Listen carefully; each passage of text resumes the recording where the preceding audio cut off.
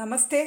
ஸ்கந்தாஸ்க் இந்த யூடியூப் சேனலில் இன்றைக்கி நம்ம விஷாரத் பூர்வாத் செகண்ட் பேப்பருக்கான இம்பார்ட்டன்ட் லிஸ்ட்டு தான் பார்க்க போகிறோம். இது திருச்சி, தமிழ்நாடு, அதாவது திருச்சி சிட்டிக்கு உள்ளது. அதாவது தமிழ்நாடு, ஆந்திரா, கர்நாடகா, கேரளா எல்லா ஸ்டேட்ஸ்க்கும் இதான் இம்பார்ட்டண்ட்டு. சென்னை சிட்டியை தவிர வரக்கூடிய February 2025 எக்ஸாமுக்கு விஷாரத் பூர்வாத் ஃபஸ்ட் பேப்பருக்கு நான் ஆல்ரெடி அப்லோட் பண்ணிட்டேன். செகண்ட் பேப்பர் தான் இப்போ பார்க்க போகிறோம். ஃபஸ்ட்டு இதில் நிறைய இம்பார்ட்டன்ட் லிஸ்ட் அப்படிங்கிற மாதிரிலாம் கொடுக்க முடியாது. எல்லாமே கிராமர் டாபிக்ஸாக இருக்கிறதுனால எல்லாத்தையும் தான் படித்தாகணும். ஒரு சில ரோமன்ஸில் மட்டும்தான் நம்ம கொஞ்சம் இம்பார்ட்டன்ஸ் படிக்க முடியும். First Roman grammar details. இது கிராமருக்கான ரூல்ஸ் அண்ட் ரெகுலேஷன்ஸ். அதாவது கிராமருக்கு என்ன டெஃபனிஷனோ அதை அப்படியே எழுதணும். நீங்கள் ஓனாலாம் படித்து எழுதக்கூடாது. புக்கில் எப்படி இருக்கோ அதை அப்படியே படித்து எழுதணும். அப்போ தான் மார்க் எடுக்க முடியும். இந்த குறிப்பிட்ட நான் சொல்கிற ஒரு 8 கொஷின்ஸையாவது நல்லா தரவு பண்ணிக்கோங்க. இதுலேருந்து 4 வரலாம், 5 வரலாம், இல்லை ஒரு 3 வரலாம். இது அப்படியே வந்துரும்னு சொல்ல முடியாது. பட் எல்லாத்தையுமே கவர் பண்ணி நீங்கள் படிக்கிறது ரொம்ப சிரமமாக இருக்கிறதுனால ஒரு குறிப்பிட்ட இம்பார்ட்டன்ஸ் கொடுத்துருக்கேன்னா இதுலேருந்து வர சான்ஸ் இருக்குது. ஃபஸ்ட்டு ஒன்று शब्द किसे कहते हैं. शब्दना वर्ड. शब्द किसे कहते हैं. सेकंड वन प्रयोग की दृष्टि से. थर्ड वन सर्वनाम किसे कहते हैं. फोर्थ वन विशेषण किसे कहते हैं. फिफ्थ वन क्रिया किसे कहते हैं. सिक्स्थ वन बनावट की दृष्टि से. सेवंथ वन लिंग किसे कहते हैं. 8th वन एक वचन से बहुवचन बनाने के. இந்த 8 கொஷின்ஸையும் நல்லா தரவு பண்ணிக்கோங்க. செகண்ட் ரோமனை ஒரு 4 பார்ட்ஸாக பிரிச்சிருக்காங்க. அ ஆ இ ஈ அப்படின்னு. ஆ அப்படிங்கிறதுல என்ன வரும் அப்படின்னு கேட்டால் சுத்த கிஜியே. இன்கரெக்ட் சென்டென்ஸாக இருக்குது, அதை நம்ம கரெக்ட் பண்ணி எழுதணும். ஒரு சின்ன மிஸ்டேக் தான். ஒரு ஹை இருக்காது, அந்த ஹையை போடணும். அந்த மாதிரி கீயை கேன்னு மாற்றணும். அந்த மாதிரி தான் இருக்கும். கவனமாக ஒரு 25 இருக்குது. எல்லாத்தையுமே ஒரு 5 ஒரு நாளைக்கு ஒரு 5 அப்படின்ட்டு கொஷின் எழுதிட்டு ஆன்சரை பார்க்காம எழுதி பார்த்து ப்ராக்டிஸ் பண்ணால் கான்ஃபிடெண்ட்டாக அதில் மார்க் எடுக்க முடியும். ஆளை சூச்சனாக்கே அனுசார் பதிலியே. அதாவது அவங்க ஒரு கொஷின் கொடுத்துட்றாங்க, ப்ராக்கெட்டில் இதில் புக்குன்னு இருக்குல்ல, அதை புக்கின்னு மாற்றுங்க அந்த மாதிரி சொல்லுவாங்க. மீனிங்கை மாற்றாமல் நம்ம அதை ஆட் பண்ணி எப்படி எழுதுறது அப்படிங்கிறத பார்க்கணும். இதுவும் ரொம்ப ஈஸியான ரோமன் தான். நல்லா தரவு பண்ணுங்கள். அதுக்கப்புறம் லிங்கு எல்லாத்தையுமே படிக்கணும். வச்சன் எல்லாத்தையுமே படிக்கணும். இப்போ நமக்கு இந்த ஆ அப்படிங்கிறத சூச்சனாக்கே அனுசார் பதிலியேங்கிறதுல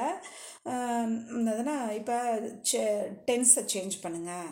அப்புறம் ஆக்டிவ் வாய்ஸ், பாசிவ் வாய்ஸ், இந்த மாதிரி நிறைய டாபிக்ஸ் இருக்கும். அது எல்லாத்தையும் ஒன்று சேர்த்து ஒவ்வொரு டாப்பிக்லேருந்து ஒரு கொஷின் அப்படிங்கிற மாதிரி 5 கொஷின்ஸ் வரும். நீங்கள் ஒரு டாப்பிக்கையும் கான்சன்ட்ரேட் பண்ணி எழுதி இப்போ மேக்ஸ் எல்லாம் போட்டு பார்க்கும்போது நல்ல மார்க் எடுக்க முடியும்ல. அதாவது 1 டைம் எழுதி பார்த்துட்டிங்கன்னா அது 10 டைம் படித்ததுக்கு ஈக்குவல். அதனால் அப்படியே கொஷினை பார்த்து எழுதிருங்க. ஆன்சரை படிச்சுட்டு பார்க்காம எழுதி பாருங்கள். உங்களுக்கு நீங்களே கரெக்ஷன் பண்ணுங்கள். அப்போ தான் இதில் என்ன மிஸ்டேக் பண்ணியிருக்கீங்கன்னு நம்ம அதை மாற்றிக்க முடியும். அப்படியே நம்ம ஜீட்டை கொடுத்து கரெக்ஷனை பண்ணி அப்படியே பேக்கில் வச்சுட்டு போயிட்டே இருப்போம். அதில் என்ன மிஸ்டேக் வந்திருக்குன்னே பார்க்கவே மாட்டோம். அப்போ எப்படி நம்மளோட தப்பை நம்ம திருத்திக்கிறது? நம்மளே கரெக்ஷன் பண்ணி பார்த்துட்டு தப்பே இல்லாத முறையில் எழுத ஆரம்பித்ததுக்கு அப்புறமேட்டு ஜீட்டை கொடுத்து கரெக்ஷன் பண்ணுங்கள். அப்போ நமக்கு மிஸ்டேக்கே வராத அளவுக்கு நம்ம எழுத தயாராகிட்டோம் அப்படின்னு அர்த்தம். இந்த கிராமர் டாபிக்ஸை பொறுத்த வரைக்கும் ஒரு கீயை காணு போட்டிங்கன்னா கூட அந்த மார்க் அப்படியே போயிடும்.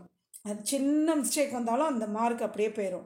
ஸோ கிராமர் டாப்பிக்கில் நல்லா மார்க் எடுக்கக்கூடிய ஈஸியான ஒரு மேக்ஸில் எப்படி கரெக்டாக போட்டோம்னா 5 மார்க்ஸ் போட்டு தான் ஆகணும். ஒரு டீட்டெயிலாக அந்த 5 மார்க்ஸை வாங்க முடியாது. பட் மேக்ஸில் அந்த 5 மார்க்ஸை வாங்க முடியும். அப்போ அந்த மேக்ஸ் மாதிரி தான் இந்த கிராமர் டீட்டெயிலும். எவ்வளோ தப்பு இல்லாமல் எழுதி பார்த்து நீங்கள் தயாராக இருக்கிறீங்களோ அதே சமயத்தில் மேக்ஸில் பார்த்தீங்கன்னா அந்த ஸ்டெப்ஸில் மிஸ்டேக் வந்துச்சுன்னா ஆன்சர் மிஸ்டேக் ஆயிரும், அப்படியே தப்பாயிரும். நீங்கள் என்ன தான் அழகாக அதை எழுதியிருந்தால் கூட அதுக்கு மார்க் கிடையாது. அந்த மாதிரி தான் கிராமர் டீட்டெயிலும். என்ன அங்கே எழுதணுமோ அதை கரெக்டாக உள்ளபடி மெமரி பண்ணி எழுதிட்டிங்கன்னா ஃபுல் மார்க். இல்லை ஒரு சின்ன மிஸ்டேக் பண்ணிங்கன்னா அப்படியே மார்க் போயிடும். அப்போ நல்லா மார்க் எடுக்கக்கூடிய ரோமனும் அதுதான், அதனால் மார்க்கை மிஸ் பண்ணக்கூடிய ரோமனும் அதுதான். அதை எப்படி கேர்ஃபுல்லாக நம்ம படித்தோம்னா நம்ம மார்க் எடுக்கலாமோ அந்த அளவுக்கு நம்ம எழுதி என்ன தான் நான் மெமரி பண்ணிட்டேன், தரோவாக இருக்கேன் அப்படின்னாலும் நம்ம அந்த நேரத்தில் ஏதாவது மிஸ்டேக்ஸ் பண்ணுவோம். பட் எழுதி பார்த்துட்டோம் அப்படின்னா நமக்கு இப்படி தப்பு வருது, இந்த தப்பை நம்ம இங்கே பண்ணக்கூடாது அப்படின்னு நம்ம திருத்திக்கலாம். நான் உங்களுக்கு யூஸ்ஃபுல்லான டிப்ஸை தான் நான் சொல்லிகிட்டு இருக்கேன்னு நினைக்கிறேன். என்னோட சன்லாம் என்ன சொல்கிறாங்கன்னா, மற்றவங்களாம் இந்த மாதிரி வளவலன்னு பேசலை, உள்ள விஷயத்தை தான் பேசுகிறாங்க, நீங்கள் என்ன இப்படி பேசிகிட்டு இருக்கீங்கிறாங்க. நான் யூஸ்ஃபுல்லாக தான் பேசுகிறேன்னு நினைக்கிறேன். நான் யூஸ்ஃபுல்லாக பேசுகிறேன் அப்படின்னு நீங்கள் நினச்சிங்கன்னா எஸ் மேம், தேங்க்யூ மேம் அப்படின்னு உங்களோட லைக்ஸை எனக்கு போடுங்க. அதை வச்சு நான் தெரிஞ்சுக்கிறேன். நெக்ஸ்ட்டு லிங்கு எல்லாத்தையுமே படித்தாகணும். வச்சன் எல்லாத்தையுமே படித்தாகணும். லிங்குலலாம் இப்போ லடுக்கா லடுக்கி அந்த ஒரு லடுக்கிங்கிற அந்த ஒரு சிம்பிள் தான் இதில் ஆன்சர். அதை போய் நீங்கள் லடுக்கே அப்படின்னு மாற்றுனீங்கன்னா அப்படியே தப்பாயிரும். லிங்குனா முதல்ல என்ன, வச்சன்னா என்ன, அதை கிளியர் பண்ணிக்கங்க. லிங்குங்கிறது ஜெண்டர், அதோட ஆன்சர்ஸ் எப்போதுமே ஈ அந்த மாதிரி சவுண்டில் தான் வரும். வச்சன்கிறது ப்ளூரல், எப்படி இங்கிலீஷில் ப்ளூரல்னா எஸ் தான் சேர்க்கணுமோ அது மாதிரி வச்சன்கிறது ஏ அப்படிங்கிற சவுண்டில் தான் மோஸ்ட்லி அந்த எண்டிங்கில் வரும். ஸோ அந்த டிஃபரன்ஸை கிளியர் பண்ணிக்கிட்டு அதை எழுத ஆரம்பிங்க.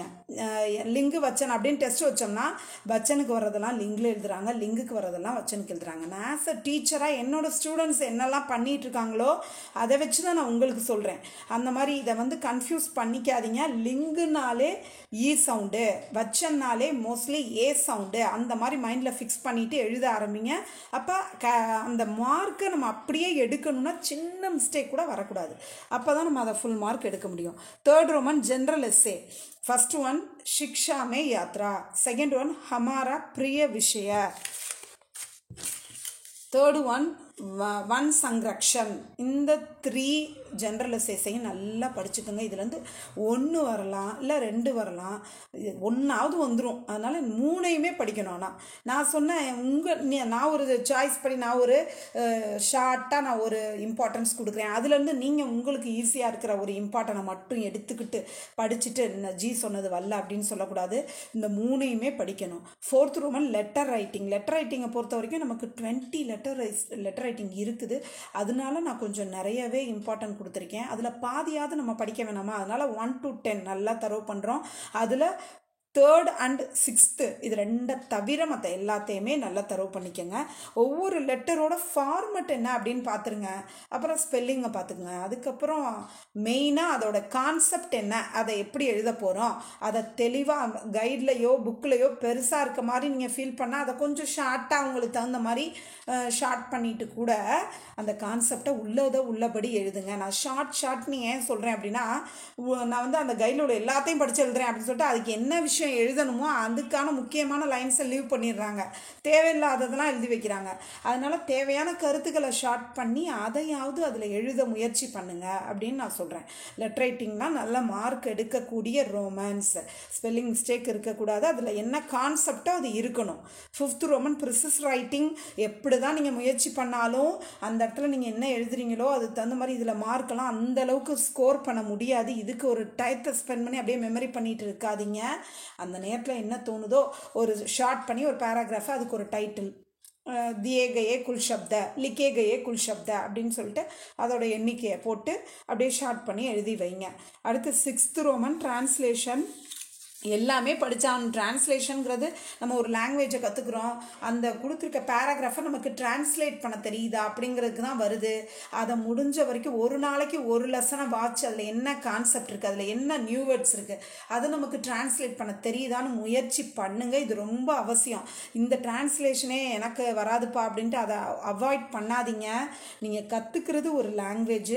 So translation is very important. அதில் நம்ம இங்கிலீஷ் அதில் எதுனா இம்பார்ட்டன்ட் லிஸ்ட் அந்த மாதிரிலாம் கொடுக்க முடியாது. எல்லாத்தையுமே நீங்கள் படிக்கணும். ஒரு பேராகிராஃபையும் வாசித்து பார்த்து அதுக்கு என்ன மீனிங்னு புரிஞ்சுக்கிட்டு எழுத ட்ரை பண்ணுங்கள். தன்யவாத்.